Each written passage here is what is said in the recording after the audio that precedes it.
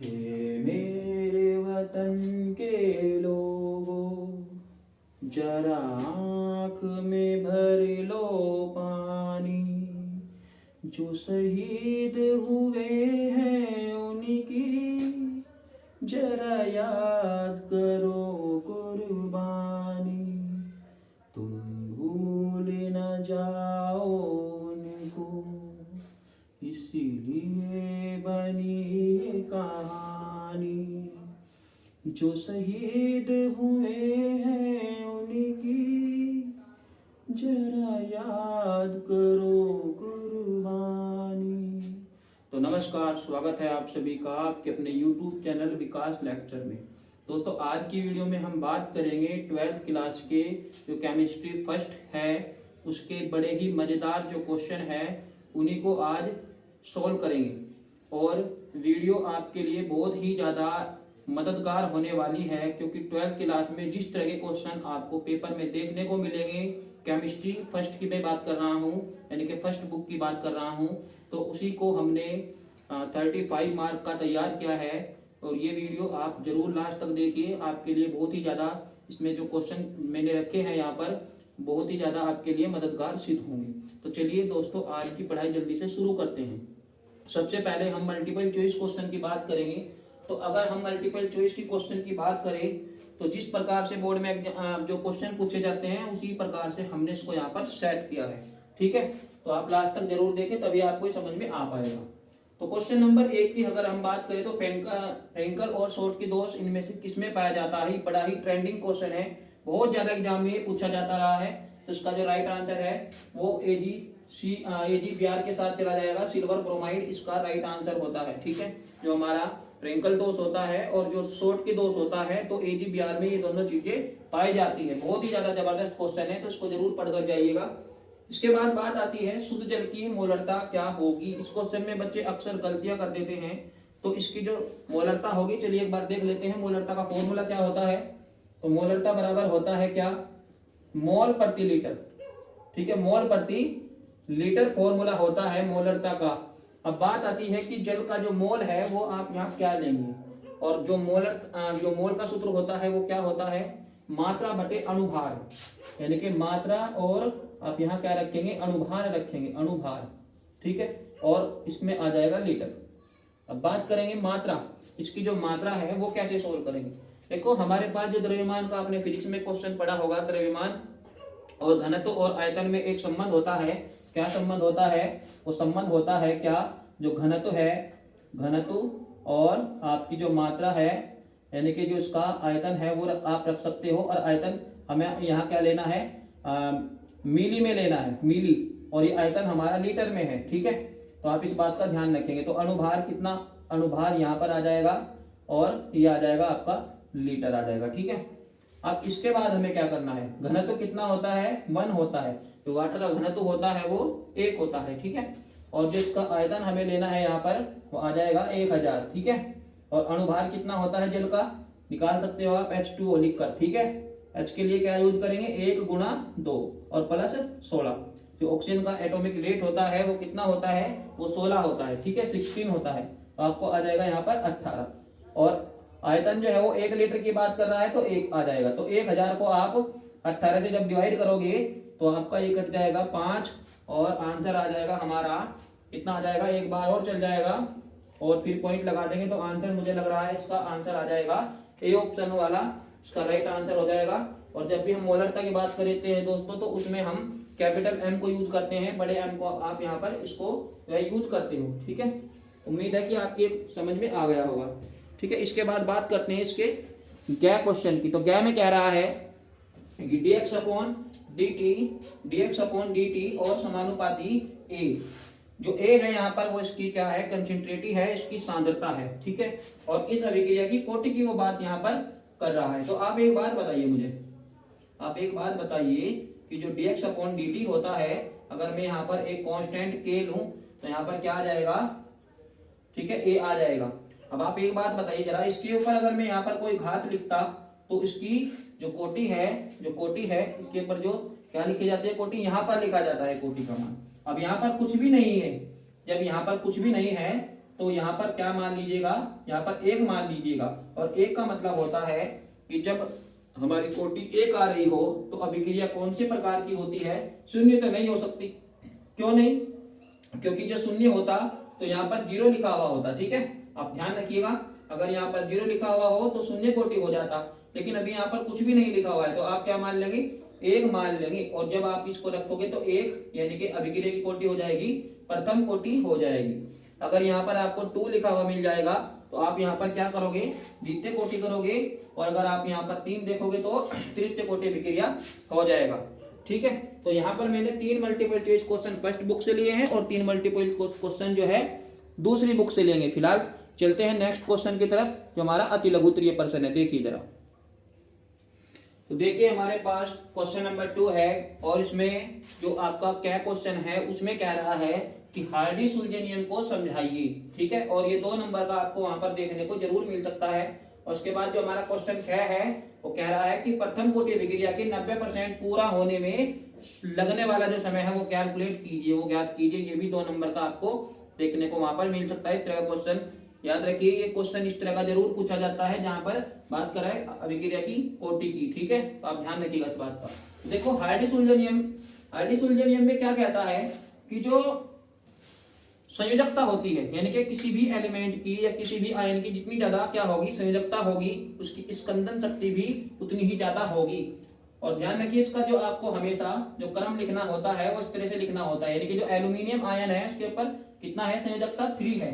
तो इसका मतलब आप इसको ऐसा बना सकते हो, आप यहाँ पर सेकंड स्टेज में वो ले सकते हो, वो कोई भी एलिमेंट ले सकते हो जिसकी संयोजकता, जिसकी वैलेंसी जो है वो 2 होती है। ठीक है, और बाद में मान लो मैं यहाँ पर सोडियम की 1 की बात करता हूँ तो आपको ये बाद में लिख देना है। ठीक है, मैं 20 की डेफिनेशन भी लिख देता हूँ तो आप यहाँ से नोट कर लीजिएगा। देखिए जरा, तो यहाँ पर जो है आपको केवल इतना लिख देना है कि जितनी अधिक संयोजकता होगी उसकी स्कंदन क्षमता भी उतनी ही अधिक होगी। यानी कि जो बात हार्डी-सुलज़ ने हमें यहाँ पर बताई है, केवल आपको अपनी मेन बात पर ही फोकस करना है। इस बात का आप ध्यान रखिएगा। आप बकवास एग्जाम में चाहे कितने भी लिख दीजिए, लेकिन अगर आप एक जो मुख्य बात है अगर आप उसी का जवाब दे देते हो तो आपकी बल्ले बल्ले हो जाती है। ठीक है, तो आप ध्यान रखिए कि अधिक जितनी अधिक यहाँ पर संयोजकता होगी, यानी कि जो वैलेंसी होती है किसी भी एलिमेंट की, किसी भी आयन की, वो इसी बात पर डिपेंड करती है। क्या वो डिपेंड करती है किस पर, स्कंदन क्षमता पर। ठीक है, तो ये समझ में आ गया होगा आपकी। ठीक है ना, तो इसके बाद हम बात करेंगे प्रथम कोटि अभिक्रिया के 90% पूरा होने में कितना समय लगेगा। ठीक है, आपको इसमें हमेशा एक बात ध्यान रखनी है दोस्तों कि कोई भी जब हमारे पास कोई भी कंसेंट्रेट यहाँ पर ली जाती है तो उसमें हम केवल बात करते हैं किसकी, 100 की बात करते हैं, 100 की बात करते हैं। तो आप हमेशा एक काम करिएगा कि इसको जो है a माइनस एक्स को, यानी कि a जो है हमारा a, ठीक है, जो a है हमारे पास सांद्रता, जो स्टार्टिंग वाले सांद्रता की बात करते हैं तो वहां पर लिखते हैं क्या, वो a लिखते हैं, हम 100 की बात करते हैं।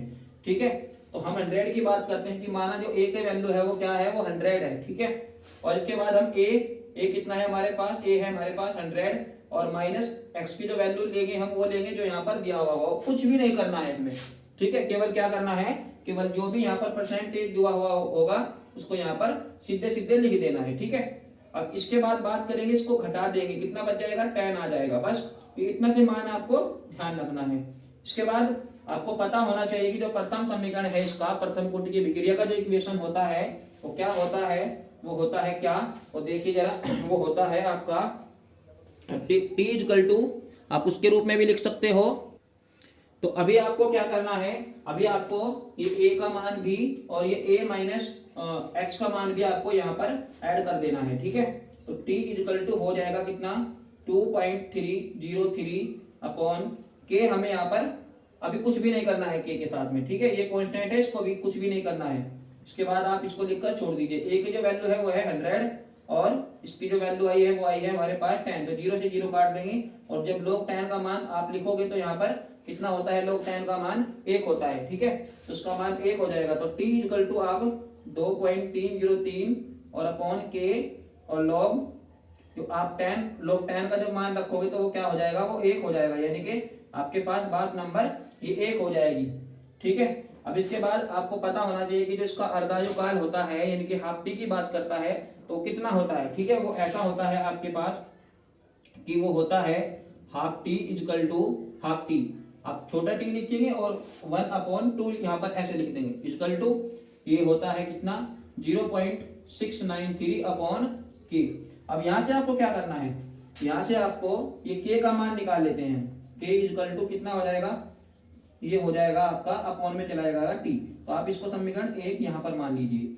अब इसके बाद जो हमारा इसमें जो आपको के देख रहे हो वो यहाँ पर के का मान उठाकर आप यहाँ ऐड कर दोगे तो आ जाएगा हाफ टी इक्वल टू 0.693 और अपॉन में है कितना 2.303 और टी चला जाएगा ऊपर चला जाएगा। ठीक है, यहाँ पे भी 3 अंक के बाद पॉइंट है, यहाँ पर भी 3 अंक के बाद पॉइंट है। तो आप इसको ऐसे भी कर सकते हो, तो अगर आपको एवरेज में इसका मान निकालना हो तो आप इसको ऐसा भी कर सकते हो क्या कि 0.69 ठीक है और अपॉन 2.3। आप इसको इतनी सी छोटी से भी कैलकुलेट कर सकते हो। ठीक है, इतनी छोटी सी भी कोई भी कैलकुलेट कर सकते हो। तो जब इसको कैलकुलेट करते हैं भाग देते हैं तो कितना आ जाएगा आपके पास, बताइए कितना आ जाएगा आपके पास। ठीक है, तो देखिए कितना आ जाएगा, ये आ जाएगा 3.8 के लगभग ये आपका जो है वह मान निकल कर आ जाएगा। ठीक है, और ये जो आपका टी है उस टी को आपको कुछ भी नहीं करना है, केवल आपको इतना सा जो है संबंध यहाँ पर निकाल कर छोड़ देना है। ठीक है, ये 2 मार्क का क्वेश्चन इस तरह का कई बार एग्जाम में ट्रेंड किया हुआ क्वेश्चन है। ठीक है, तो उम्मीद है आपको ये क्वेश्चन समझ में आ गया होगा। आप चाहे तो यहाँ पे इसका स्क्रीनशॉट भी ले सकते हैं। ठीक है, चलिए बढ़ते हैं नेक्स्ट क्वेश्चन की तरफ।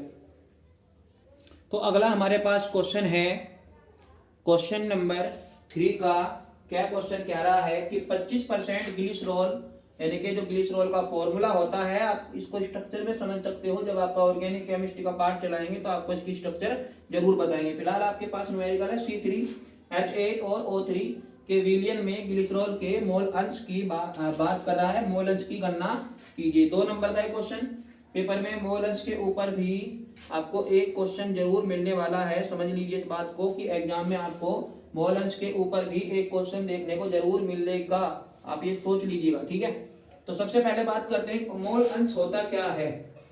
अगर हम मोल अंश की बात करें तो मोल अंश होता है हमारा क्या कि Na upon Na plus Nb।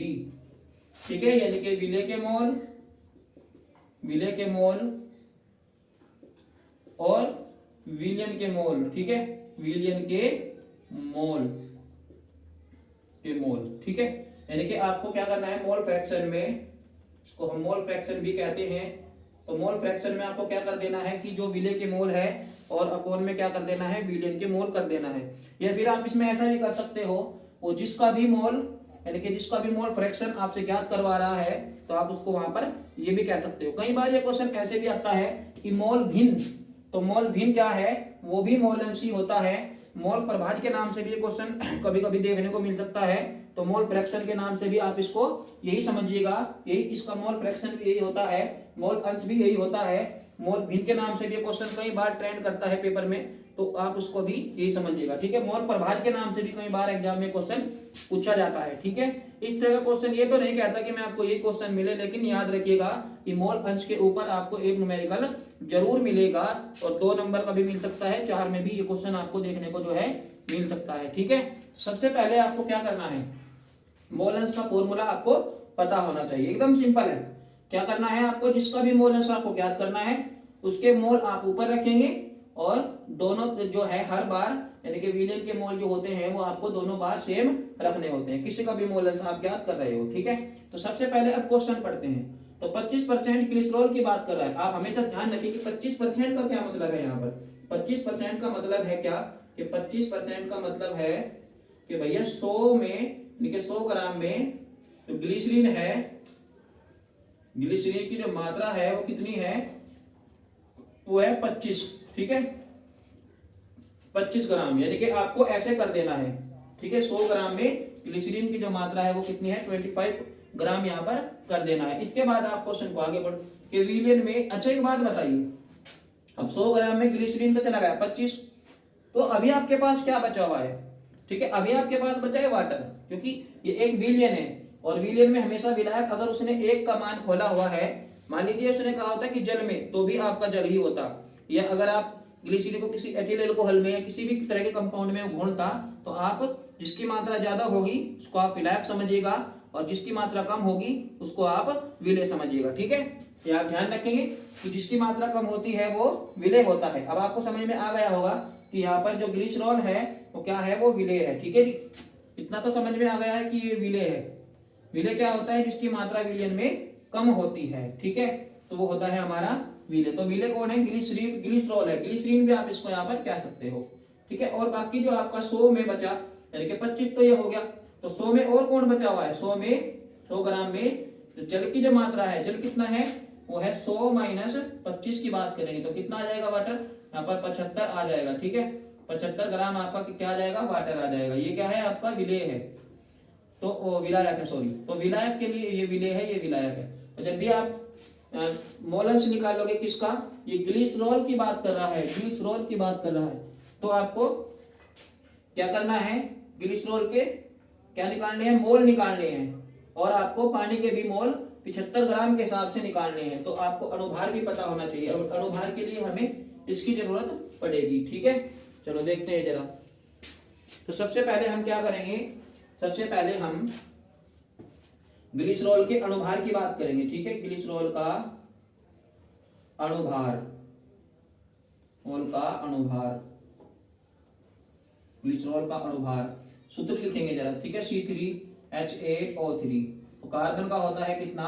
Carbon का होता है 12, ठीक है। और इसकी मल्टीप्लाई, जो अंक यहाँ आपका नंबर जो डिजिट लिखा हुआ होगा उसके आप इसमें मल्टीप्लाई करोगे 3, और H का होता है 1 और 8 कि आप इसमें मल्टीप्लाई करोगे। O का होता है कितना? 16 होता है क्या? और 3 की आप इसमें मल्टीप्लाई कर देंगे। मैथ के हिसाब से ही आपको ये करना है। सबसे पहले आप इसको मल्टीप्लाई करिएगा, ठीक है। मल्टीप्लाई करने के बाद ही आपको इसको ऐड करना है, ये ध्यान रखिएगा। कई बार बच्चे इसको यहाँ से ऐसे जोड़ देते हैं, तो ऐसे नहीं जोड़ना है, पहले आप गुणा करोगे, ठीक है। तो 12 तिये कितने हो गए? 12 तिये हो जाएंगे आपका 36, और 8 की कम 8, और 16 तिया कितना हो जाएगा आपका? 48 हो जाएगा, ठीक है। अभी आप सबको जोड़ देंगे, ठीक है। सबको जोड़ने के बाद जो भी आपको निकालना है, फिर इसका मात्रा के हिसाब से देखिए जरा। तो अभी आप इस तरीके से इसको ऐड कर लेंगे, और ऐड करने के बाद आपका कितना आ जाएगा? 82 आ जाएगा, ठीक है। आप ऐड कर लेंगे तो कितना आ जाएगा? 82 आ जाएगा।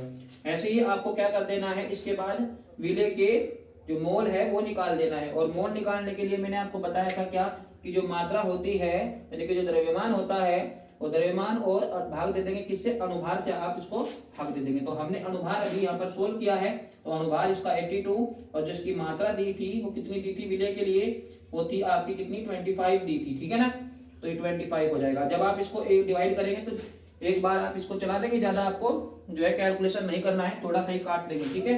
तो 0.3 का कैलकुलेशन करके आ जाएगा, ठीक है। ज्यादा लंबा आपको नहीं करना है, केवल आप 1-2 अंक तक ही आप इसको काटेंगे, ठीक है। इसके बाद जल के अनुभार की बात करेंगे। जल का जो फॉर्मूला होता है वो क्या होता है? H2O होता है। तो H के लिए आप 1 लिखोगे और इसकी 2 की मल्टीप्लाई कर दोगे, और जो अगला एलिमेंट आता है, अगला तत्व जब आता है तो उससे पहले आप प्लस यूज करते हो। तो ऑक्सीजन का कितना होता है? 16 होता है। ये आपको याद रखना चाहिए, ठीक है। अनुभार आपको हल करना आना चाहिए, ठीक है। तो अब ये कैसे निकलता है? ये फॉर्मूला से ही निकलता है, ध्यान रखिएगा, ठीक है। अब इसके बाद आप क्या करोगे? पहले मल्टीप्लाई कर दोगे तो कितना आ जाएगा? 2 आ जाएगा, और इसके बाद क्या करोगे? आप इसको जोड़ दोगे तो कितना आ जाएगा? 18 आ जाएगा, ठीक है। यानी कि जो वाटर का अनुभार होता है, मोलिकुलर वेट होता है, वो कितना होता है? 18 होता है। 18 ग्राम भी आप लिख सकते हो।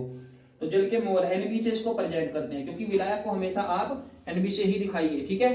तो NB से जब आप इसको दिखाओगे तो मात्रा और बटे अनुभार सेम ऐसा ही करना है।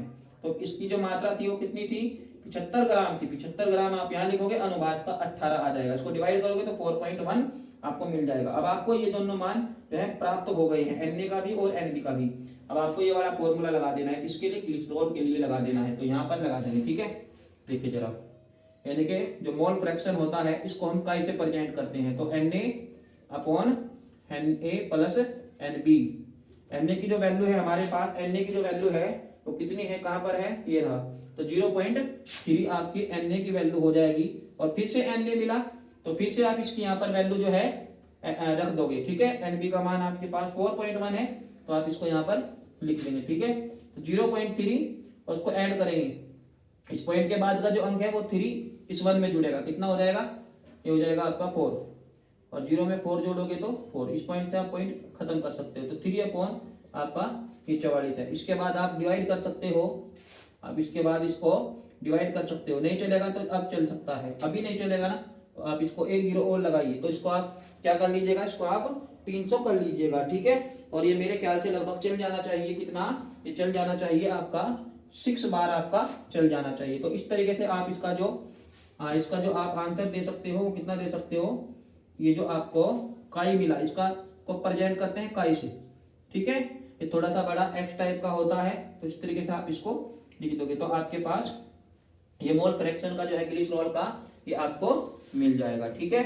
अब चलते हैं नेक्स्ट क्वेश्चन की तरफ। उससे पहले आप इसका स्क्रीनशॉट ले लीजिए।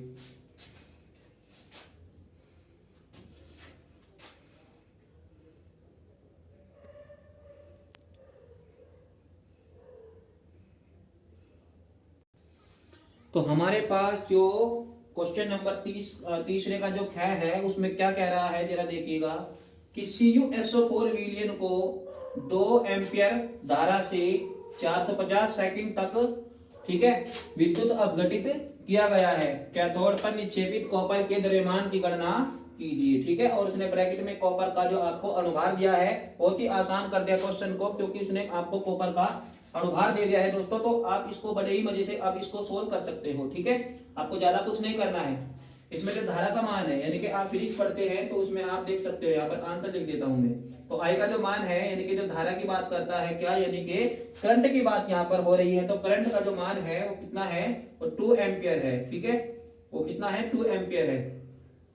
इसके बाद धारा से 450 सेकंड तक विद्युत अपघटित किया गया है, यानी कि जो टी का मान है वो कितना है, 450 सेकंड आपको दे दिया, ठीक है।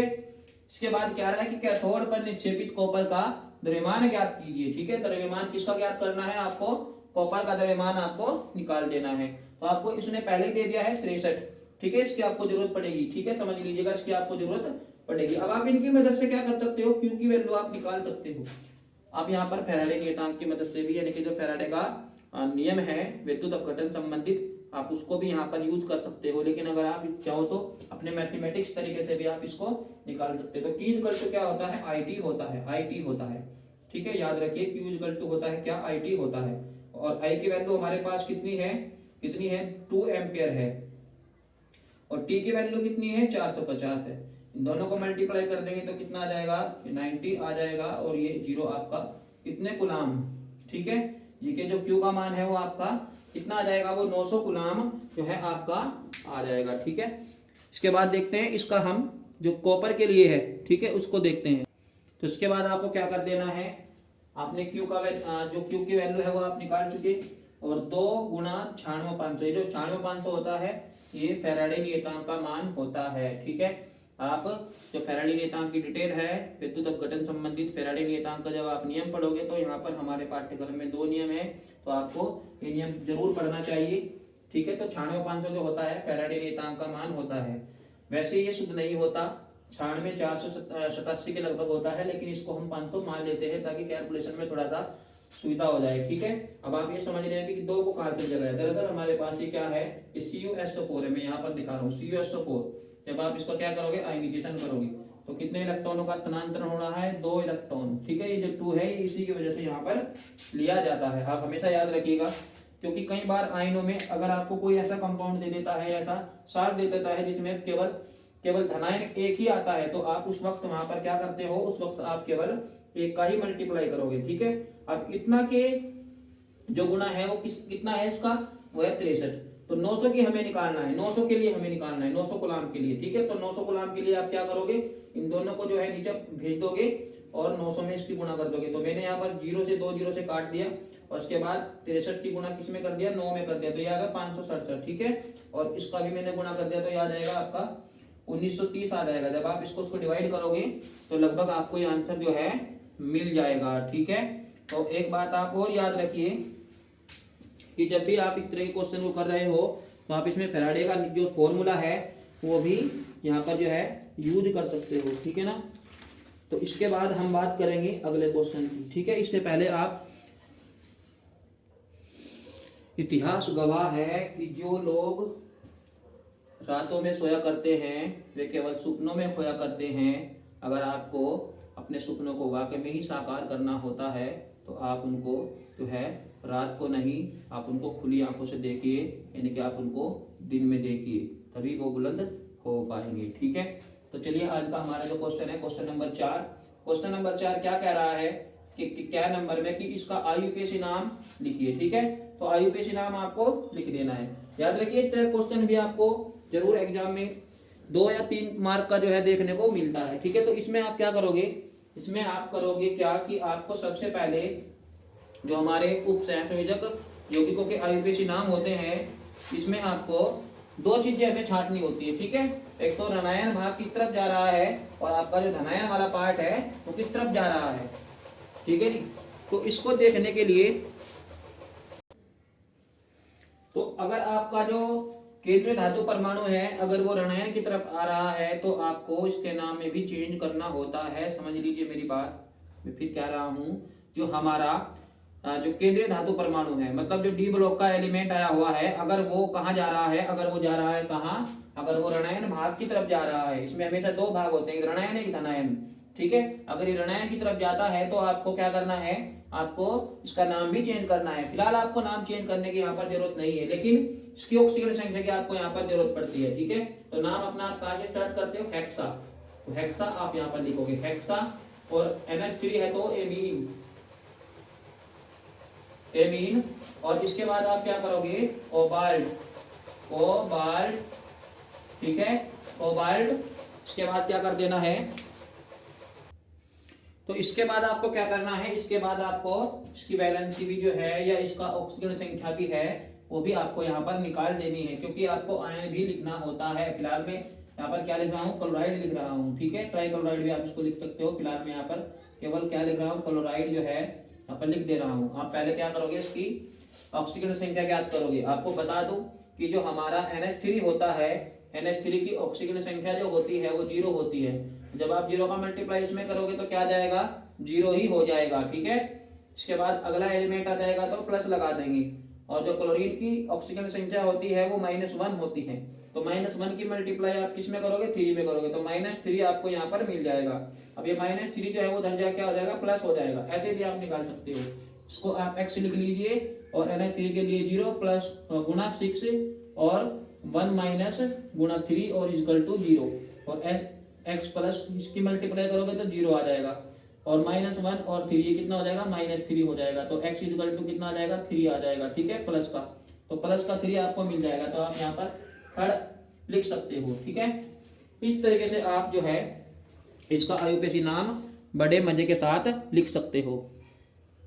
इसके बाद बात करते हैं अगले कंपाउंड की। ठीक है, तो हमारे पास जो नेक्स्ट कंपाउंड है वो क्या है, वो यहाँ पर 2 तरह के लिगेंड आपको दिख रहे हैं, एक NH3 भी है और एक Cl3 भी है। तो हम सबसे पहले यहाँ ब्रैकेट वाले को महत्व देते हैं। ठीक है, यहाँ से लिखना शुरू करते हैं, तो क्या है, 3 है, तो 3 के लिए हम क्या लिखते हैं, 3 के लिए हम लिखते हैं क्या, ट्राई लिखते हैं, तो ट्राई एमीन, तो ट्राई एमीन। ठीक है, और इसका नाम भी लिखेंगे ट्राई एमीन, ट्राई, ये भी ट्राई ही लिखा जाएगा। ठीक है, क्योंकि 3 लगा हुआ है तो ट्राई लिखा जाएगा, तो ट्राई क्लोराइडो। ठीक है, ट्राई, या क्लोरो भी आप लिख सकते हो, क्लोरो या क्लोराइडो भी लिख सकते हो। ठीक है, आपकी मर्जी है, इसमें आप क्लोराइडो भी लिख सकते हो, क्लोरो भी लिख सकते हो, कोई दिक्कत वाली बात नहीं है। ठीक है, क्लोरो। इसके बाद आप लिखते हो क्या, इसके बाद आप क्रोमियम लिखते हो, क्रोमियम, क्रोमियम। ठीक है जी, तो क्रोमियम, क्रोमियम के बाद आयन कितना है, मैं कैसे पता चलेगा कि यहाँ थर्ड लगना है, सेकंड लगना है, तो आप इसके लिए क्या करते हो, इसके लिए इसका ऑक्सीडेशन नंबर आपको यहाँ पर कैलकुलेट करना होता है। ठीक है, तो चलिए निकालते हैं। तो क्रोमियम के लिए हम क्या ले लेंगे, फिलहाल X ले लेंगे, और उसके बाद आया हमारा क्या, अमोनिया आया NH3, तो NH3 के लिए हम क्या करेंगे, 0 करेंगे। ठीक है, और उसका मल्टीप्लाई करेंगे किसमें, 3 में करेंगे, तो 3। इसके बाद नेक्स्ट हमारा क्या है, Cl है, तो आप इसको प्लस लगा कर -1 और मल्टीप्लाई 3 और इसका टू क्या कर देंगे, 0 कर देंगे। ठीक है, इसके बाद x, इसका 0 का 3 में मल्टीप्लाई होगा तो 0 मिलेगा। ठीक है, और -3 और इक्वल टू क्या है, 0 है, तो ये इधर जाके क्या हो जाएगा, प्लस हो जाएगा, तो इसका भी क्या निकल के आता है, इसका भी 3 आता है, यानी कि यहाँ पर भी रोमन नंबर में आप इस तरीके से थर्ड लिख दोगे। ठीक है, चलिए नेक्स्ट देखते हैं। जो भी यहाँ पर आपको नंबर मिलेगा इसका ध्यान रखेंगे। ठीक है, जो भी आपको क्या, जो भी आपको यहाँ पर नंबर मिलेगा उस नंबर को आपको नहीं शो करना है। ठीक है, उस नंबर को आपको यानी शो नहीं करना है, केवल आपको यहाँ से लिख देना है पोटेशियम, डायरेक्ट पोटेशियम आप जो है यहाँ पर लिख दोगे, पोटेशियम। इसके बाद बात करते हैं इसकी। ठीक है, आप हमेशा याद रखिए अगर ब्रैकेट के स्टार्टिंग में ही कोई एलिमेंट दे रखा हो, कोई तत्व दे रखा हो, तो सबसे पहले हमें ब्रैकेट से पहले ही लिखना है। ठीक है, यदि ब्रैकेट के लास्ट में है तो उसको लास्ट में ही लिखेंगे, यदि ब्रैकेट से पहले है कुछ भी तो आप उसको पहले ही लिखोगे। ठीक है, अब ये तो हमारा भाग चला गया, ये तो हमारा भाग चला गया किसकी तरफ, पॉजिटिव की तरफ इशारा कर रहा है। देखिए ये पॉजिटिव की तरफ इशारा कर रहा है और इधर क्या है, निगेटिव की तरफ इशारा कर रहा है। तो यानी कि जो हमारा फेरस है, जो लोहा है, इसका नाम भी चेंज होना है, इसका नाम हो जाएगा फेरेट। ठीक है, ठीक है, तो यहाँ पर क्या हो जाएगा फिलहाल हेक्सा, तो हेक्सा साइनो। ठीक है, हेक्सा, सीएन को बोलते हैं हम साइनाइडो, सीएन को बोलते हैं हम साइनाइडो, या आप इसको साइनो भी लिख सकते हो। ठीक है, हेक्सा 6 के लिए हेक्सा और सीएन के लिए साइनो या साइनाइडो। ठीक है, साइनाइडो। ठीक है, ध्यान रखिएगा इसको, साइनाइडो।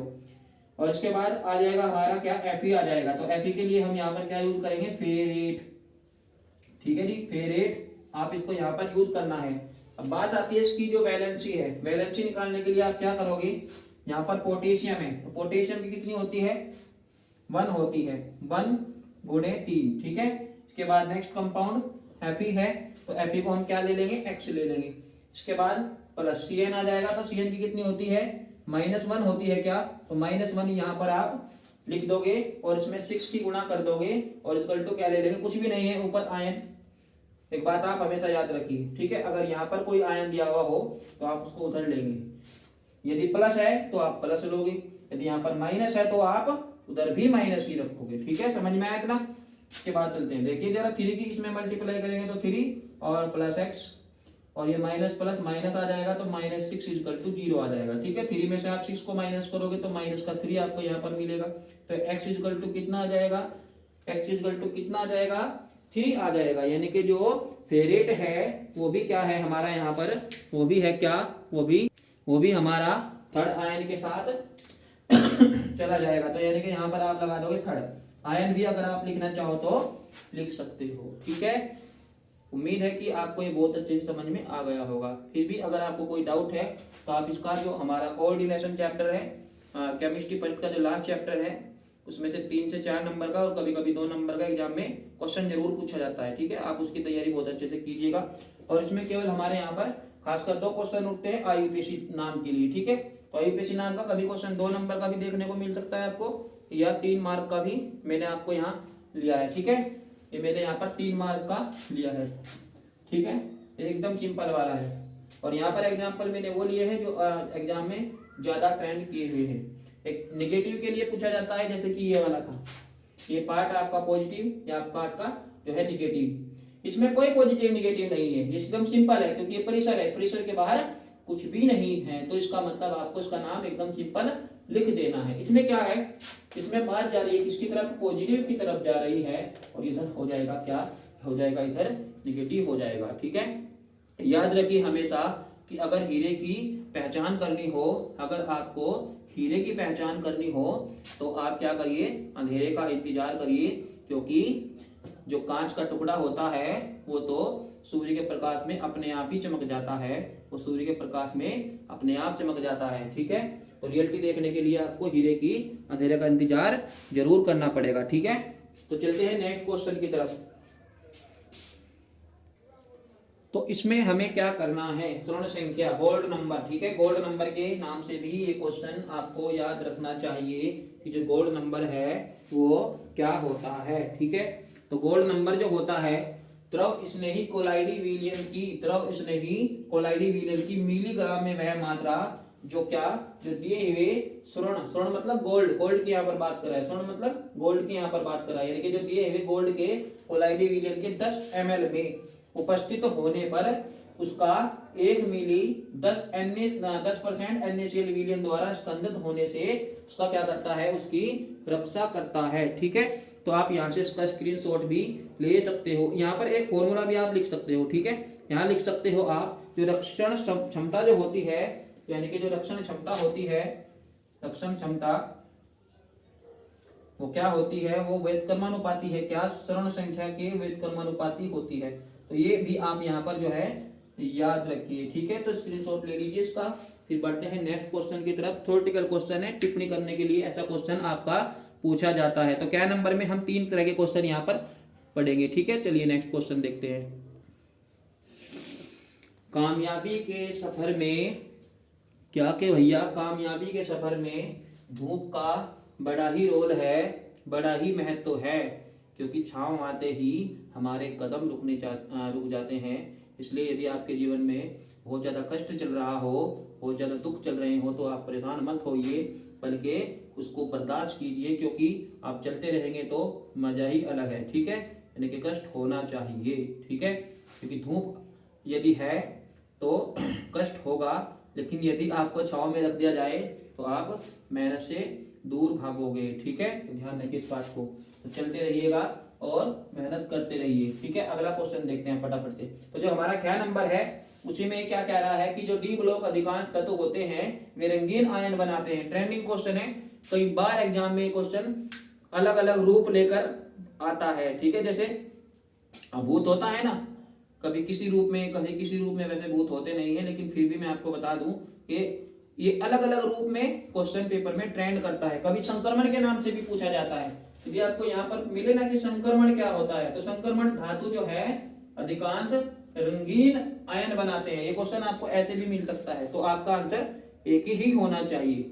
तो मैं इसका आपको पहले भी शॉर्ट ट्रिक्स बता चुका हूँ, ये तरीका बता चुका हूँ क्या, कि जो हमारे जो डी अगर 0 है, यानी कि डी जो हमारा 0 है, या डी हमारा 5 है, या डी हमारा क्या है, डी हमारा 10 है, तो ये कैसे होते हैं, ये अस्थाई कक्षा वाले होते हैं। क्या ये होते हैं हमारे अस्थाई कक्षा वाले।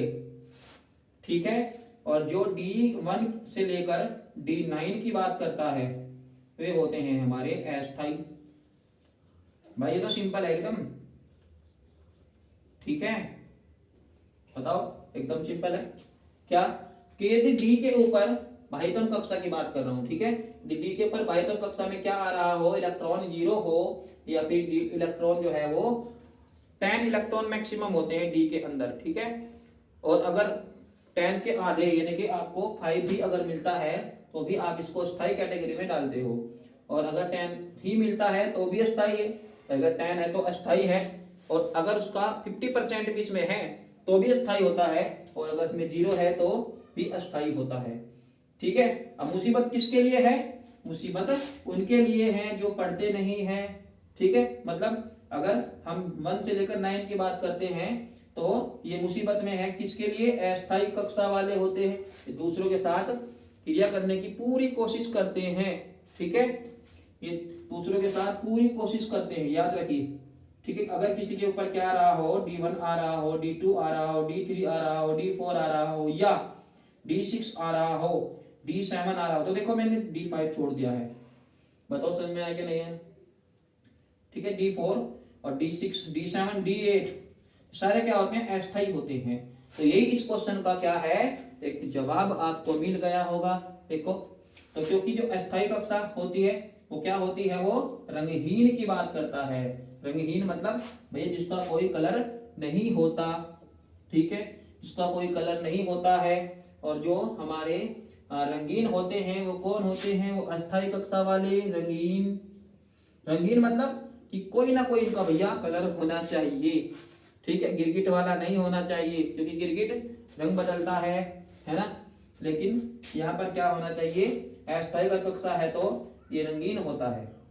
अब इसमें क्या रहा है कि डी ब्लॉक अधिकांश तत्व रंगीन आयन बनाते हैं, तो आप इसका सिंपल सा सीधा सा एकदम साधारण सा जवाब दे सकते हो क्या, कि वे एलिमेंट जिनमें अस्थाई कक्षा नहीं होती है।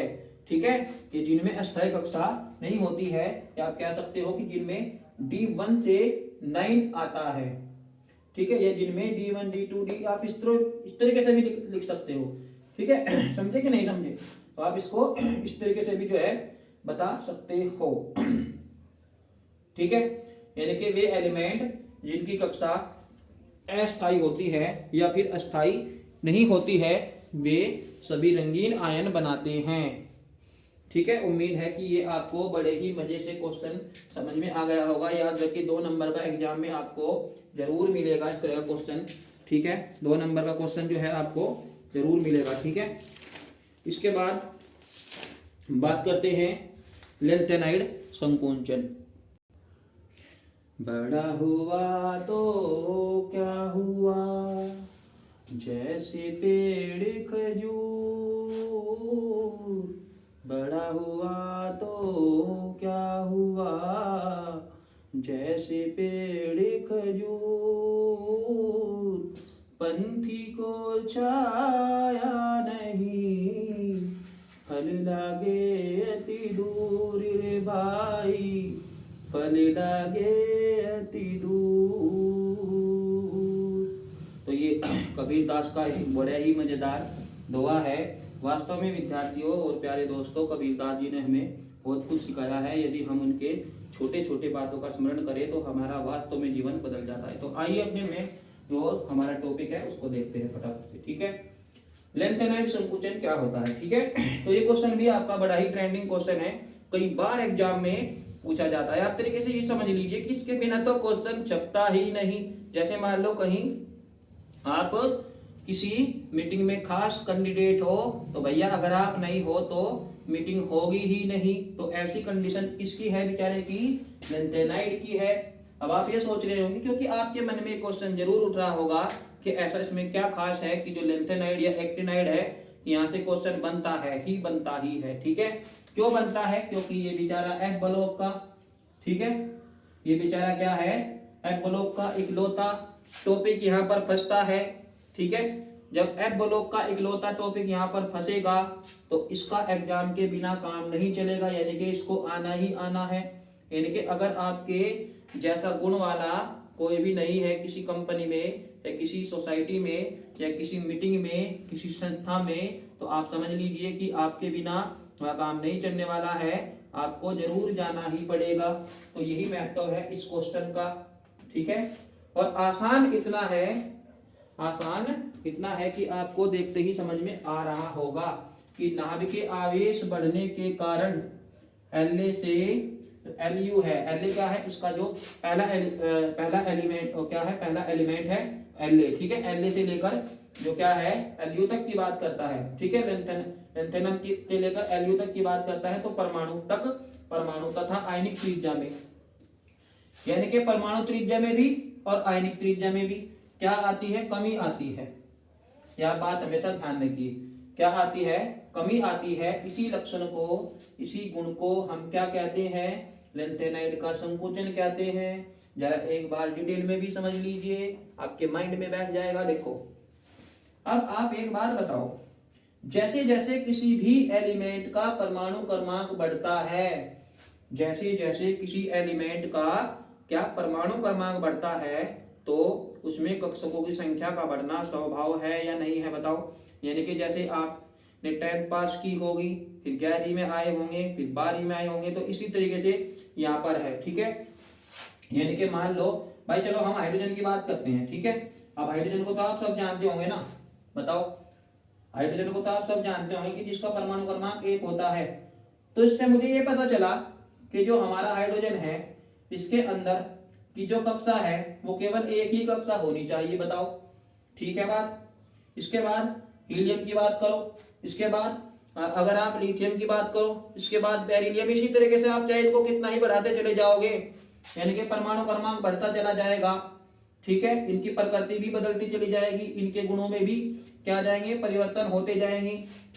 ठीक है, अब हम बात करते हैं नाभिक की, क्वेश्चन के अकॉर्डिंग। ठीक है, नाभिक की बात करते हैं। तो जब आप नाभिक के आवेश की बात कर रहे हो, यानी कि ये जो आपका नाभिक है केंद्रक, ठीक है, यहाँ क्या होगा, परमाणु क्रमांक बढ़ने पर क्या, कि परमाणु क्रमांक बढ़ने पर नाभिकीय आवेश बढ़ता है। यानी कि जैसे जैसे परमाणु क्रमांक आप बढ़ाओगे तो इसका आकार भी बढ़ना शुरू हो जाएगा। मान लो इसका आकार कितना है, अगर हम La की बात करें, La का मान लो ये है। अब जब हम इस पर पहुंचे Lu पर तो हमें ऐसा देखने को मिला। ठीक है, यानी कि नाभिक का जो आकार है वो क्या हो गया है, वो बढ़ गया है। ठीक है, और जब नाभिक का आकार बढ़ जाएगा तो नाभिक का आकार बढ़ने से जो इसकी परमाणु या आयनिक त्रिज्या है, भाई त्रिज्या का क्या मतलब है, यहां से लेकर यहां तक की जो दूरी है वो त्रिज्या होती है। अब आप एक बात बताओ, जब इसका आकार बढ़ेगा क्या इसका आकार अगर आप बढ़ाओगे तो मेरे भाई यहाँ से दूरी घटेगी कि नहीं घटेगी? बताओ, घटेगी। क्योंकि जब नाभिकीय आवेश बढ़ेगा तो भैया यहाँ से लेकर यहाँ तक की जो दूरी है वो अपने आप घटती चली जाएगी। और जब ये दूरी घटेगी, और इसी को हम कहते हैं क्या? इसी को हम कहते हैं परमाणु की त्रिज्या, यानी कि परमाणु त्रिज्या। अब ये नाभिक का आकार बढ़ चुका है तो परमाणु त्रिज्या क्या हो रही है? कम हो रही है। देखो अपनी थ्योरी के हिसाब से बताओ, है नहीं एकदम सिंपल कि आयनिक या परमाणु त्रिज्या का मान घट रहा है। अगर आप इसका और भी नाभिक बढ़ाओगे, लो मैं और बढ़ाता हूं, तो बताओ और दूरी कम हुई कि नहीं हुई? इसका मतलब ये हुआ कि आयनिक या परमाणु त्रिज्या में कमी आती है, और इसी कमी को हम लेंथेनाइट संकोचन कहते हैं। बताओ समझ में नहीं आ रहा है? हाँ जी, अब आप इसका स्क्रीनशॉट ले सकते हो। ठीक है, तो आज की वीडियो में केवल इतना ही। आज की वीडियो में केवल इतना ही। जो हमारा 5 क्वेश्चन है, लॉन्ग टाइप का क्वेश्चन, हम इसी टेस्ट की दूसरी वीडियो बनाएंगे और उसमें आपको जाकर देखना होगा। तब तक के लिए नमस्कार, जय हिंद। पढ़ते रहिए पूरी लगन के साथ। धन्यवाद।